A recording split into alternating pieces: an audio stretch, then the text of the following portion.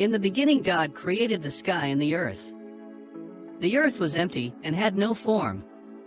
Darkness covered the ocean, and God's Spirit was moving over the water. Then God said, "Let there be light." And there was light. God saw that the light was good. So he divided the light from the darkness. God named the light day and the darkness night. Evening passed and morning came. This was the first day. Then God said, "Let there be something to divide the water in two."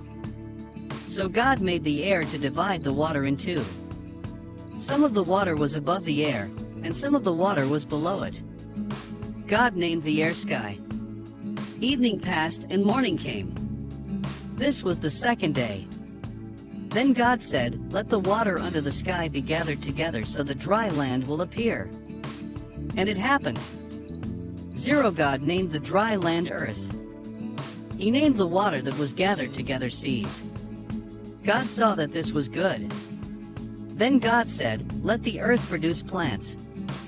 Some plants will make grain for seeds. Others will make fruit with seeds in it. Every seed will produce more of its own kind of plant." And it happened. The earth produced plants. Some plants had grain for seeds. The trees made fruit with seeds in it.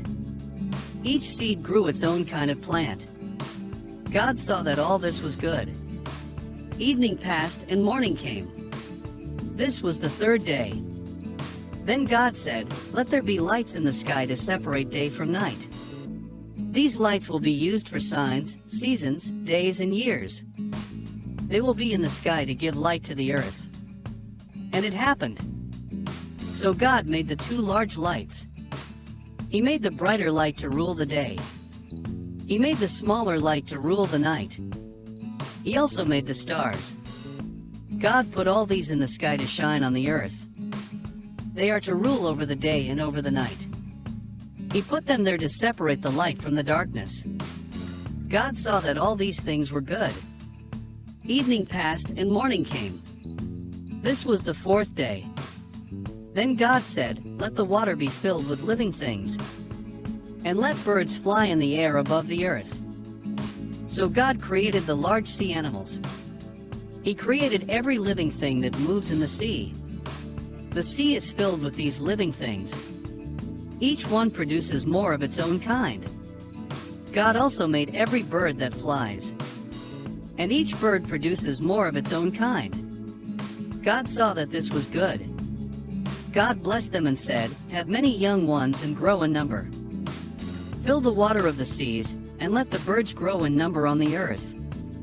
Evening passed and morning came. This was the fifth day. Then God said, "Let the earth be filled with animals, and let each produce more of its own kind. Let there be tame animals and small crawling animals and wild animals, and let each produce more of its kind." And it happened. So God made the wild animals, the tame animals, and all the small crawling animals to produce more of their own kind. God saw that this was good.